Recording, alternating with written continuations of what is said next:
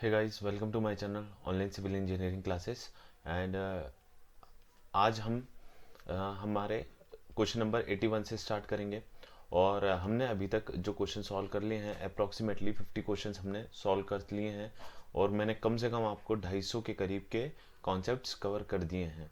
ठीक है, 250 करीब के कॉन्सेप्ट्स आपको कवर कर दिए हैं। लास्ट लेक्चर को देखिए मेरे और उनसे सीखिए कि हम कैसे क्वेश्चन को सॉल्व करते हैं, एमसीक्यूज को हम किस तरह से सॉल्व करते हैं। ऐसे नहीं कि सिर्फ आंसर निकाल लिया और काम खत्म, नहीं, पूरी एनालिसिस, पूरे हम ऑप्शंस को भी साथ में लेकर चलते हैं यहाँ पर। ऑलराइट, मेरी आपसे दो रिक्वेस्ट है। एक तो कम से कम 15 मिनट ये वीडियो देखना, कम से कम 15 मिनट देखना, और उस वीडियो को कोशिश करो 1.5x पर और या फिर 2x पर देखने की कोशिश करो। मिनिमम 1.5x पर देखने की कोशिश करो, जिससे कि क्या होगा कि आपका टाइम थोड़ा सेव होगा यहाँ से टाइम। ठीक है, और एक कंसंट्रेशन अच्छा बनेगा। आज हम शुरुआत करते हैं 81 क्वेश्चन नंबर से और देखते हैं हमारे नेक्स्ट क्वेश्चंस, आगे के क्वेश्चंस। चलिए स्टार्ट करते हैं। सो क्वेश्चन नंबर 81 यहाँ पर है।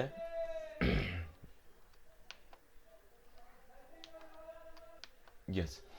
The correct mathematical expression for the assumption consolidation is occurring under a small change in effective stress made in arriving the differential equation of transitional flow during the one dimensional consolidation is।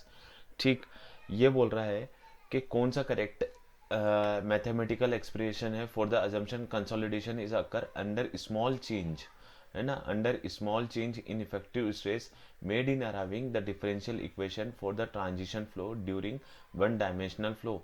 So hence correct answer is B, right.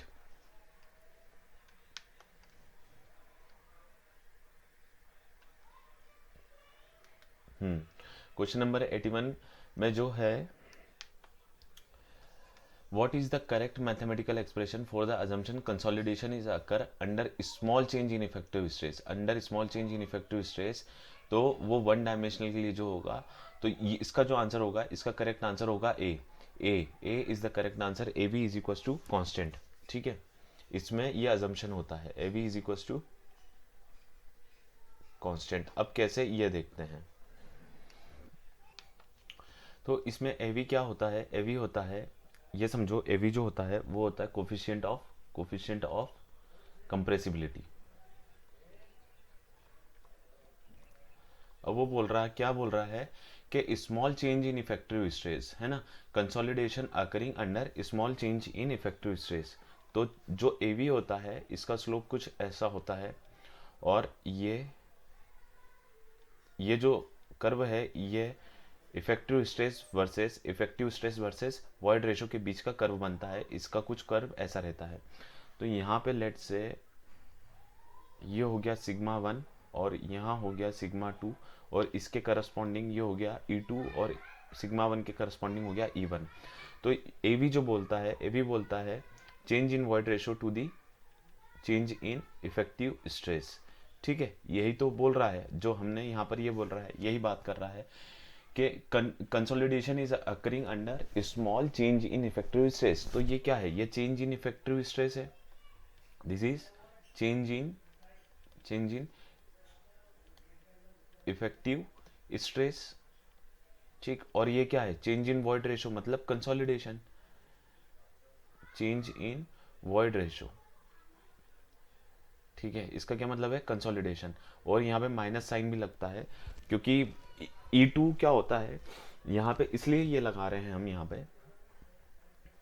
क्या होता है E1 is, अगर हम E1 minus E2 करेंगे तो यहाँ पे जो सिग्मा हो जाएगा, जो सिग्मा 1 हो जाएगा वो छोटा हो जाएगा। ठीक है, तो इसलिए यहाँ पे हम माइनस साइन बाहर लगाते हैं ताकि जो ए वी की वैल्यू है वो हमें पॉजिटिव में मिले। ठीक, ऑलराइट, तो ये होता है ए वी। और ये कंप्रेसिबिलिटी पैरामीटर्स होते हैं। देखो, 4 प्रकार के कंप्रेसिबिलिटी पैरामीटर्स होते हैं। कंप्रेसिबिलिटी पैरामीटर्स कौन कौन से होते हैं, एक होता है एवी, दूसरा होता है सीसी, तीसरा होता है MV, and fourth one is CR. ठीक है, ये होता है 4 प्रकार के पैरामीटर्स। एवी मैंने बता दिया, कोफिशिएंट ऑफ कंप्रेसिबिलिटी होता है। क्या होता है, कोफिशिएंट ऑफ कंप्रेसिबिलिटी। ठीक, जिसका फॉर्मूला जो होता है हमने अभी देखा, A V is equal to minus change in void ratio to the change in effective stresses. ठीक, जो सी सी होता है, सी सी में log 10 ये होता है कंप्रेशन इंडेक्स। ठीक है, इसकी वैल्यू जो होती है वो इसको इसको जो बोलते हैं वो कंप्रेशन इंडेक्स बोलते हैं, इसको बोलते हैं कंप्रेशन कंप्रेशन इंडेक्स। और इसका जो फॉर्मूला होता है वो होता है change in void ratio to the log 10 of change in effective stress, है ना। Effective stress, let's say sigma 1 is the effective stress plus change in effective stress divided by sigma 1। ठीक, तो ये होता है सीसी का फॉर्मूला। फिर से बताता हूँ मैं एक बार, फिर से अच्छे से लिख देता हूँ। C C is equal to change in void ratio to the log 10 of, log 10 है, हाँ ये ध्यान रखना, effective stress plus change in effective stress divided by sigma 1, है ना। सिग्मा 1 क्या है, इफेक्टिव स्ट्रेस एट 1। ठीक है, तो ये सीसी होता है और इसको हम कंप्रेशन इंडेक्स बोलते हैं। जो एवी की वैल्यू है वो एवी की वैल्यू कंटिन्यूसली चेंज होती रहती है, किसके साथ, इफेक्टिव स्ट्रेसेस के साथ, लेकिन सीसी की वैल्यू जो रहती है वो क्या रहती है, कांस्टेंट रहती है। ठीक है, ये जो होती है ये कांस्टेंट होती है। इसके लिए भी पूरा फॉर्मूला है, कैसे डिराइव हुआ है ये भी पूरा निकाला जाता है, लेकिन अभी हमें इतना ज़्यादा डीप में नहीं जाना है, इसके लिए भी पूरी बात होती है। ठीक है, और कुछ मैं यहाँ पे आपको सीसी के कुछ और एक न्यूमेरिकल और बता देता हूँ, न्यूमेरिकल नहीं सॉरी, एक दो एक्सप्रेशंस और बता देता हूँ कंप्रेशन इंडेक्स के यहाँ पे, जो कि है सी सी इज इक्वल टू, लिखते चलो 0.009 ओ ये क्या हो गया, 0.009 इंटू WL-10। ठीक है, ये किस केस के लिए है, ये है फॉर मीडियम सेंसिटिविटी सॉइल्स के लिए, अनडिस्टर्ब्ड क्ले के लिए, डिस्टर्ब्ड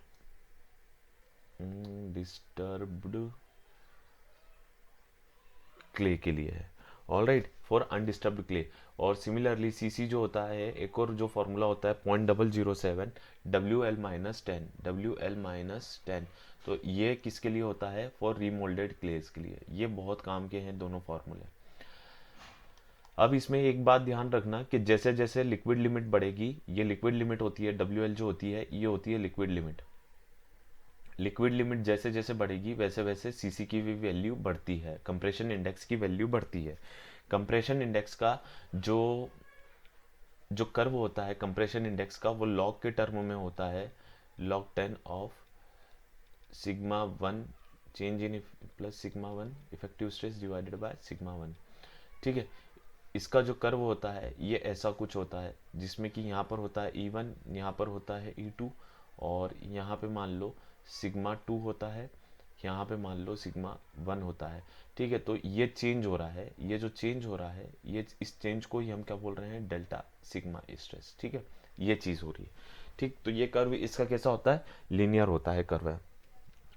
चलो आगे बढ़ो और एक और देखते हैं। थर्ड नंबर का जो हमारा पैरामीटर है वो होता है coefficient of volumetric change, coefficient of volumetric change. ठीक है, इसको एमवी से डिनोट करते हैं, और इसका जो फॉर्मूला होता है एमवी के लिए, जो फॉर्मूला होता है वो होता है AV upon 1 plus E naught, और एक और फॉर्मूला होता है इसका change in void ratio to the 1 plus E naught initial void ratio divided by change in stress. ठीक है, ये चीज, ये दोनों फॉर्मूले होते हैं इसके। ठीक, ई नॉट क्या होता है, initial void ratio, initial void ratio, ये ई नॉट होता है बिफोर कंप्रेशन, मतलब इनिशियल पोजीशन पे जो वॉइड रेशियो है। अब फोर्थ की बात कर लेते हैं। अच्छा, इसको मैं एक चीज और बता देता हूँ यहाँ पे, जो इसका जो मेन फॉर्मूला होता है वो होता है delta B divided by 1 plus E naught. ठीक है, ये इसका मेन फॉर्मूला, सॉरी 1 प्लस, ठीक है ये हो गया change in volume divided by original volume divided by change in effective stresses. ठीक है, ये होता है फॉर्मूला। अब change in volume to the original volume को हम delta H divided by H multiplied by A into A भी लिखते हैं। ए क्या है? एरिया, तो ये कैंसिल हो गया, तो ये बचा। तो delta H upon H is equal to delta E divided by 1 plus E naught होता है। हाँ, ये एक्सप्रेशन काम का है आपके। Delta H divided by H, H क्या है? Total height of the sample, और डेल्टा एच क्या है? Change in the height of the sample due to load, है ना, जो कंसोलिडेशन हुआ, जो कंप्रेशन, जो कंसोलिडेशन हो रहा है उसके अंदर, वो डेल्टा एच है। ठीक है, is equal to delta E divided by 1 plus E naught. तो ये भी बहुत काम का आपके लिए फॉर्मूला है, इसको भी नोट डाउन कर लीजिएगा। फोर्थ नंबर का जो होता है वो होता है रिकम्प्रेशन इंडेक्स। रिकम्प्रेशन इंडेक्स। ठीक, अब इसमें देखो ये होता है C R is equal to change in void ratio to the log 10। Same होता है ये भी जो हमने वहां पढ़ा था, effective stresses plus change in effective stress divided by effective stresses. ठीक है, जो हमने जब सीसी पढ़ा था तो यही फॉर्मूला था, पर उसमें वहां पे माइनस लगा हुआ था। ठीक है, यहाँ पे माइनस नहीं लगता है, इस बात को ध्यान रखना है आपको। यहाँ पे माइनस नहीं लगता है, वहां पे माइनस लगता है कंप्रेशन इंडेक्स में। ऑलराइट, तो ये 4 प्रकार के कंप्रेसिबिलिटी पैरामीटर्स होते हैं जो कि आपको बहुत बहुत अच्छे से याद होना चाहिए। ये इनके ऊपर क्वेश्चन बनेगा, 100% है, श्योर शॉट है इसके ऊपर क्वेश्चन आना, ये 100% है। ठीक है, तो ये हो गई हमारी मैंने आपको ये हमारे फॉर्मूलेस मैंने बता दिए। एक बार फिर से लिख लो। ए वी जो होता है वो होता है delta E divided by change in stress, है ना, delta E change in void ratio to the change in stress, effective stress पहला। एम वी के जो फॉर्मूले हैं वो 2-3 फॉर्मूले हैं। पहला है delta H divided by H, ये जो डेल्टा एच है ये फाइनल सेटलमेंट है। हाँ, इसको फाइनल सेटलमेंट लिखना to the change in void ratio. और सिमिलरली इसको इस तरह से भी लिखा जाता है, 1 प्लस ई नॉट भी लिखा जाता है। सिमिलरली इस फॉर्मूले से हमको अगर फाइनल सेटलमेंट निकालना है, ये फाइनल सेटलमेंट है। हाँ, फाइनल सेटलमेंट अगर हमें फाइनल सेटलमेंट निकालना हो तो delta H is equal to क्या लेना पड़ेगा? Effective stress into M V into H. ठीक है, ये यहाँ से ये फॉर्मूला बन के आ जाएगा, ये भी हो गया, ये भी हो गया, ये फॉर्मूला भी हो गया। ऑलराइट, तो ये एम वी के कुछ 2-3 फॉर्मूले हैं जो बहुत आईएमपी हैं। और एक और लिख लो, change in void ratio to the initial divided by change in stress. ठीक है, ये एम वी के फॉर्मूले हो गए। सी आर का फॉर्मूला यहाँ लिखा हुआ ही है। सी सी का फॉर्मूला रहता है change in void ratio to the log 10 of log 2 divided by log sigma 2 divided by sigma 1, effective stress of 2 divided by effective stress at 1।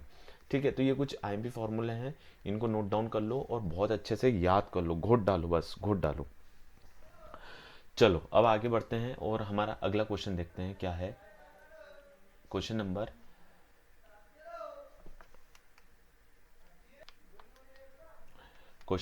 Next देखते हैं। क्वेश्चन नंबर 81 हो गया, अब 82 पे चलो। The lateral ties in reinforce concrete rectangular column under axial tension are used to. क्यों lateral ties क्यों use करते हैं? लेटरल टाइज ऑब्वियसली क्यों यूज करते हैं? To avoid the buckling of longitudinal steel under compression. देखो लेटरल टाइज ऐसी कुछ होती है ना, ये ऐसी कुछ होती है। ठीक है, ये कंक्रीट के अंदर लगी रहती हैं, कॉलम में लगी रहती हैं, ऐसी ये लेटरल टाइज होती हैं जो, है ना। जैसे हम देखते हैं ये हमारा स्टील है, तो इसको बांधने के लिए जो चाहिए वो लेटरल टाइज होती हैं। ठीक है, अब ये जो लेटरल टाइज होती हैं ये क्यों होती है? क्योंकि ये जो हमारा मेन स्टील है ये इसको बांध के रखे, इस मेन स्टील को ये बांध के रखे, इसलिए तो इसकी बकलिंग ना हो, इसलिए हम लेटरल टाइज प्रोवाइड करते हैं। अब इसके प्रोविजंस क्या होते हैं लेटरल टाइज प्रोवाइड करने के, तो वो देख लेते हैं इसके प्रोविजंस कुछ। ठीक है, अब इसमें डायामीटर ऑफ लेटरल टाइज क्या होना चाहिए? डाया ऑफ लेटरल टाइज ये देखना है हमें। तो एक सेकेंड में इसको रब कर देता हूँ, सबको ये लिखना है आपको प्रोविजंस। मैं यहाँ पे कॉलम के भी प्रोविजंस बता देता हूँ और लेटरल टाइज के भी प्रोविजंस बता देता हूँ। ठीक है, तो डाया ऑफ लेटरल टाइज कितना लेते हैं? ये लेते हैं 5 मेन बाय 4 और या फिर 6 mm, which ever is more. ठीक है, विच एवर इज मोर। अब मान लो जैसे कि क्या होता है कि एक बड़ा स्टील यूज करें हमने, कॉर्नर पे बड़े बड़े स्टील यूज करें, मान लो मिडिल में हमने शॉर्ट शॉर्ट डाया के स्टील यूज करा है, तो लेटरल टाइज किसके हिसाब से प्रोवाइड करेंगे, मैक्सिमम डाया ऑफ बार के हिसाब से हम प्रोवाइड करते हैं। ठीक है, मैक्सिमम डाया जो जिसका डाया मैक्सिमम होगा, जैसे मान लो ये 16 mm का है, ये 8 mm का है, तो 16 mm हमको यहाँ पर लेना है। ठीक है, और 6 mm यहाँ पर लेना है, तो जो इनमें से जो बड़ा आएगा वो डायमीटर ऑफ लेटरल टाइज होगा। इसी के साथ साथ अगर स्पेसिंग बिटवीन लेटरल टाइज देखा जाए कि कितनी स्पेसिंग होना चाहिए दो लेटरल टाइज के बीच में, स्पेसिंग बिटवीन लेटरल टाइज, तो वो होता है least lateral dimension, least lateral dimension, पहला ये होता है। दूसरा होता है सेकेंड प्रोविजन जो होता है वो होता है 16 5 मेन के साथ होता है, 16 5 मेन, और मिनिमम बार था उसका, और जो थर्ड होता है 300 mm। ठीक है, विच एवर इज लेस। ठीक है, ये प्रोविजंस होते हैं हमारी लेटरल टाइज के लिए। ठीक, अब कॉलम के भी कुछ प्रोविजंस होते हैं, तो कॉलम के प्रोविजंस जो होते हैं उसको भी आप लिख लीजिए, जो कॉलम के प्रोविजंस दिए हैं कि मिनिमम एएसटी जो होता है कॉलम के अंदर, जो मिनिमम एएसटी होता है, मिनिमम एएसटी जो कॉलम में प्रोवाइड करते हैं वो 0.8% ऑफ ग्रॉस एरिया प्रोवाइड करते हैं, ऑफ ग्रॉस एरिया। ठीक, और 6% मैक्सिमम कितना होता है, 6% लेते हैं जब मैक्सिमम है ये, हाँ मैक्सिमम, जब लैपिंग हम प्रोवाइड करते हैं, when lapping are not provided, when lapping are not provided. ठीक है, और जब लैपिंग प्रोवाइड करेंगे तो यही क्या हो जाएगा, 4% हो जाएगा maximum. Minimum dia of bar जो कॉलम के अंदर होता है, मिनिमम डाया ऑफ बार वो मिनिमम होता है 12 mm का, कम से कम 12 mm का डाया कॉलम में यूज करना ही करना है। नेक्स्ट जो होता है मिनिमम नंबर ऑफ बार्स, कितने होते हैं, 4 रहेंगे रेक्टेंगुलर के केस में, रेक्टेंगल के केस में, और 6 रहेंगे सर्कुलर के केस में। ठीक है, और अगली देखो, एक कॉलम को हम शॉर्ट कब बोलेंगे और एक कॉलम को पेडेस्टल कब बोलेंगे। तो शॉर्ट कॉलम के लिए जो होता है, शॉर्ट कॉलम के लिए जो जो हम ये बोल सकते हैं, slenderness ratio, effective slenderness ratio अगर ग्रेटर देन 3 होगा, greater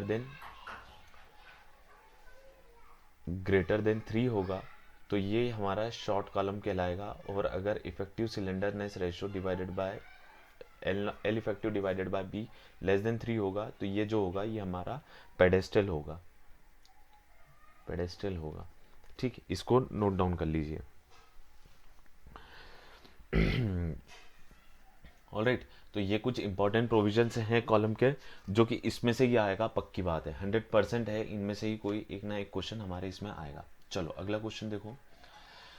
a 16 pile group has to be proportioned in a uniform pattern in soft clay with clay दे रहा है with equal spacing in both direction, assuming any value of cohesion, taking 0.7 alpha 0.7, neglecting the end bearing effect, and assume the pile circular diameter d, the optimum spacing for pile group for pile in group will be. Optimum spacing पूछ रहा है वो, कि optimum spacing क्या होगी। तो optimum spacing कब निकाली जाती है, when group efficiency is equal to 1 हो जाती है, तब हम ऑप्टिमम एफिशिएंसी निकालते हैं।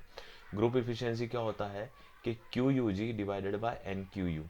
क्यू यू जी क्या होता है कि bearing capacity of group, bearing capacity of group. ठीक है, और n होता है नंबर ऑफ पाइल्स, और QU होता है bearing capacity of single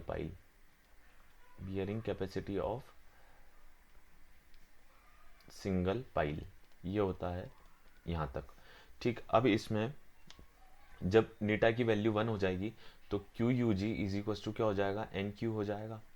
N Q U हो जाएगा। ठीक है, मैं यहाँ बता रहा हूँ आपको, फिर से लिख रहा हूँ यहाँ पे, Q U G is equals to N Q U हो जाएगा for optimum spacing, for optimum optimum spacing, है ना।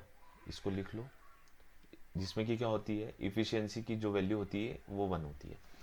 अब क्यू यू जी का मैं फॉर्मूला यहाँ लिख रहा हूँ, इसको लिखो, क्यू यू जी का formula C N C into N B plus alpha C U into A P. ठीक है, अभी इसने क्या बोला है कि बियरिंग क्राइटेरिया हमें नेग्लेक्ट करना है, तो इसको 0 बोल दो, क्योंकि ये बियरिंग क्राइटेरिया होता है। अब ये फ्रिक्शनल क्राइटेरिया होता है, ये फ्रिक्शनल होता है, जिसमें अल्फा की वैल्यू 1 होती है फॉर ग्रुप। ठीक है, एपी जो होता है, एपी होता है जैसे 16 पाइल्स है, 1 2 3 4 5 6 7, और ये कुछ ऐसी 16 पाइल्स अरेंज हैं यहाँ पे। तो तो जो 2 पाइल्स हैं, ये लेट से ये 2 पाइल के बीच के डिस्टेंस को मैं डी बोल रहा हूँ, सिमिलरली यहाँ पे भी डी बोल रहा हूँ और यहाँ पे भी डी बोल रहा हूँ, ये डी हो गई। ठीक, ये डी बाई 2, सिमिलरली यहाँ भी ये डी बाई 2। तो टोटल यहाँ से लेकर यहाँ तक की डिस्टेंस जो होगी वो कितनी होगी, 4d। सिमिलरली यहाँ से लेकर के यहाँ तक की डिस्टेंस भी क्या होगी, वो होगी 4d। ठीक, तो पेरीमीटर क्या हो जाएगा, पेरीमीटर हो जाएगा ग्रुप का 4 इंटू विड्थ, ये टोटल b है, मान लो ये टोटल b है यहाँ से लेकर यहाँ तक, तो 4b, और b कितना है हमारा 4d। ठीक है, d क्या है, spacing between the piles, spacing between the piles.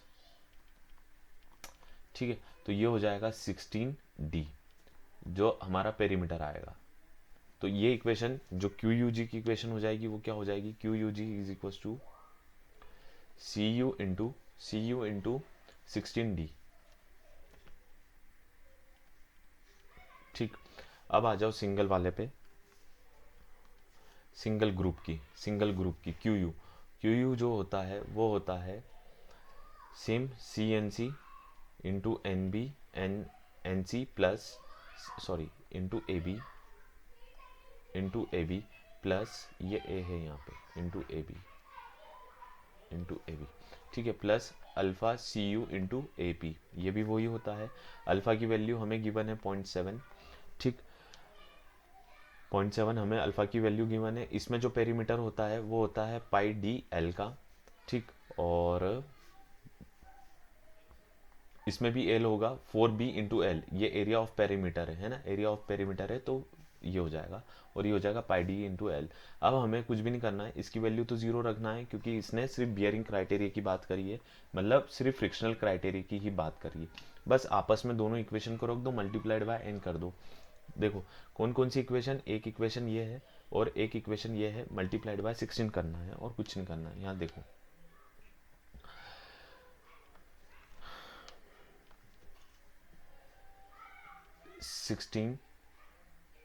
C U 16d is equal to alpha की value 0.7 into 16 into C U into A P कितना है, पाई डी इंटू एल, और यहाँ पे ए पी कितना है, यहाँ पर है 16d इंटू एल।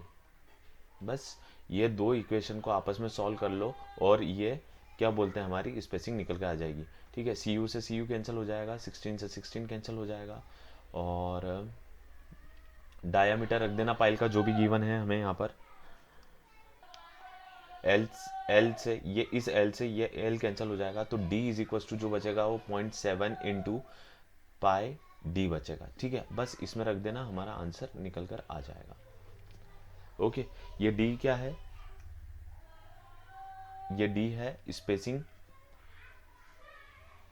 ये मैंने लिखा हुआ है यहाँ पे स्पेसिंग बिटवीन द पाइल, और ये डायामीटर ऑफ पाइल है, capital D, dia of pile, single pile. ठीक है, alright, so this is the answer. अब आगे देखो,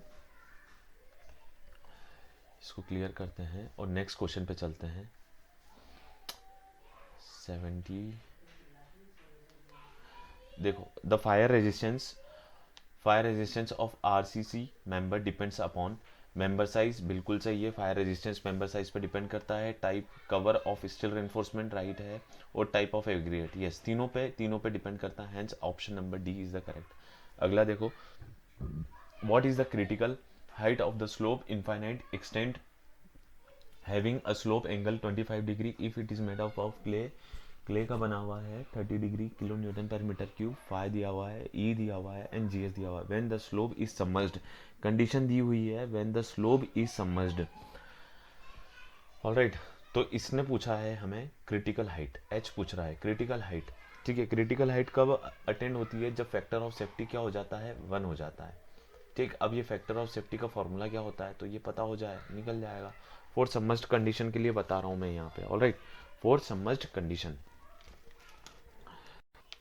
इसका फॉर्मूला होता है C plus gamma dash effective unit weight, ठीक है, या सबमर्ज यूनिट वेट बोल दो ज़्यादा बेहतर है, submerge unit weight into H into cos square beta 10 phi divided by gamma H, है ना, effective sorry submerge unit weight into H into sine beta cos beta. ठीक है, बस ये फॉर्मूला लगा दो, हमारी क्रिटिकल हाइट निकल कर आ जाएगी h। इसमें फैक्टर ऑफ सेफ्टी क्या रखना पड़ेगा हमें? 1।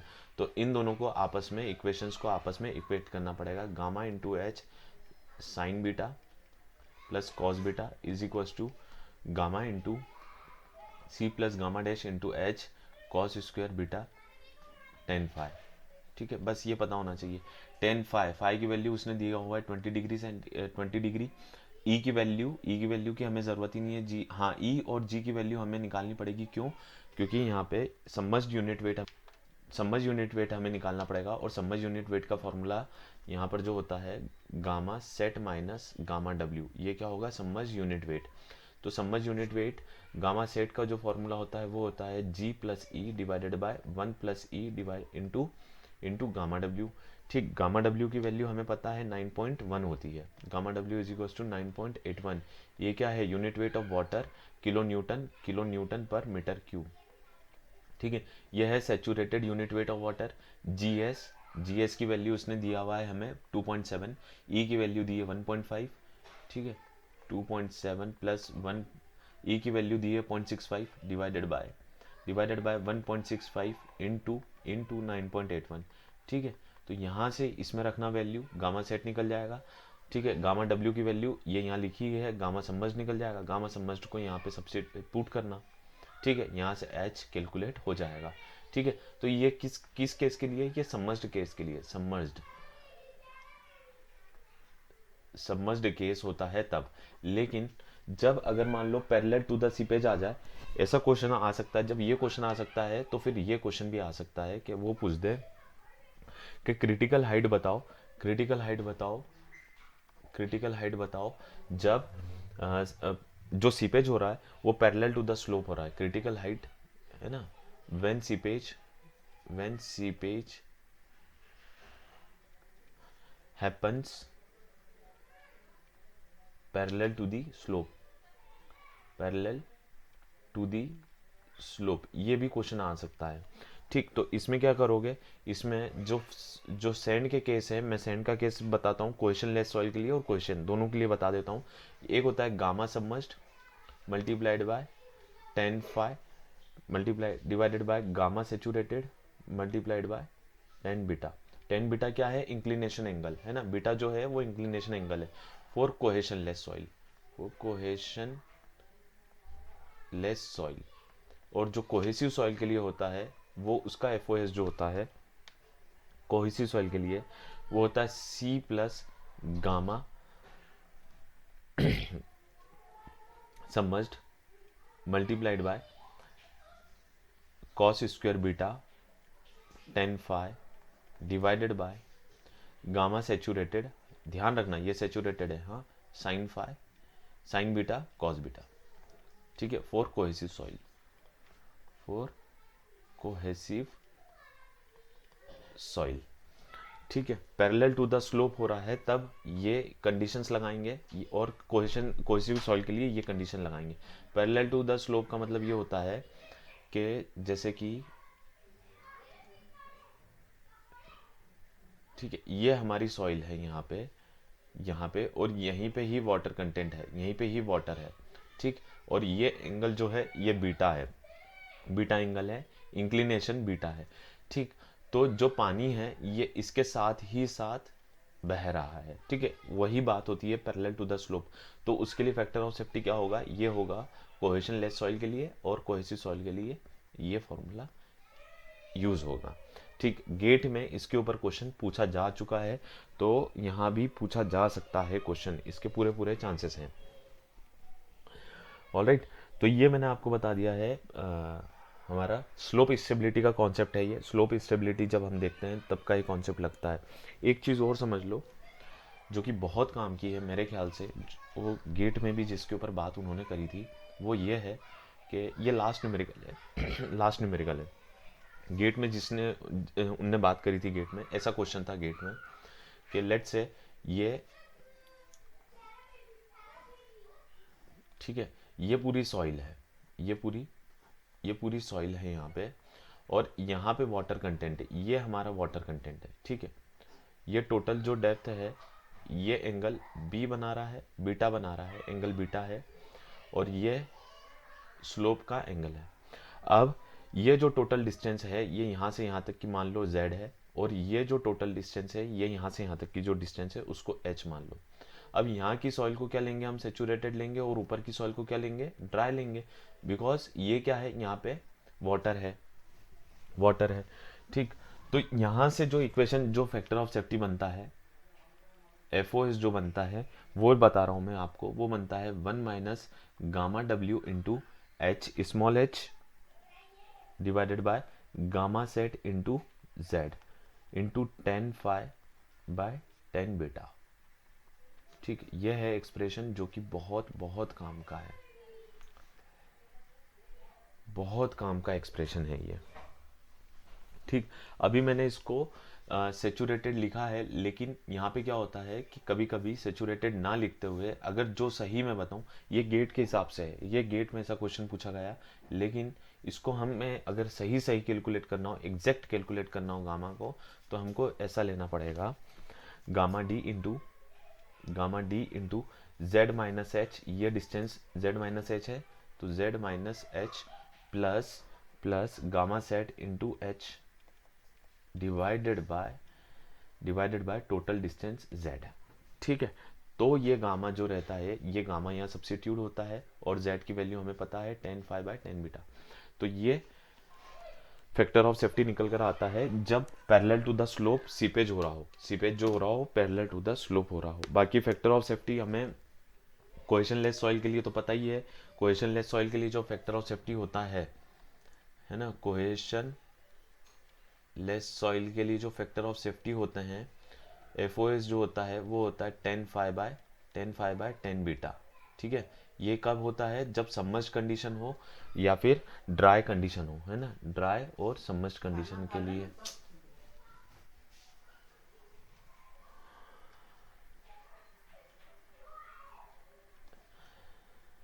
ये ड्राई और सबमर्ज कंडीशन के लिए होती है, ठीक है।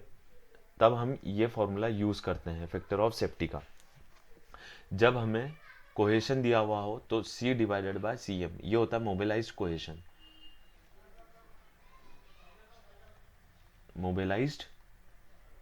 मोबिलाइज्ड कोहेशन, ये होता है कोहेशन सिंपल,